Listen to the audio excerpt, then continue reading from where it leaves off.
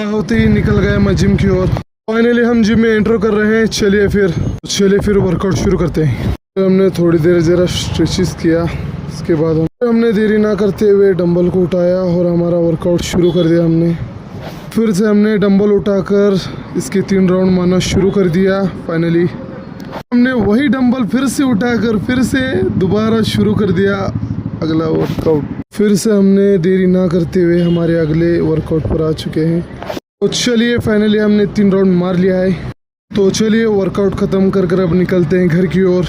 चलिए फिर हम आ गए हमारे जान के पास। तो अब लेते हैं जान को और निकलते हैं अब। तो फाइनली हम जान पर बैठ कर अब निकल रहे हैं घर की ओर। चलिए फिर घर आने के बाद पता चला डुगडुगी में पूरी हवा चली गई है। मिस्त्री को दिखाने के बाद पता चला कि नर बाद हो गई है।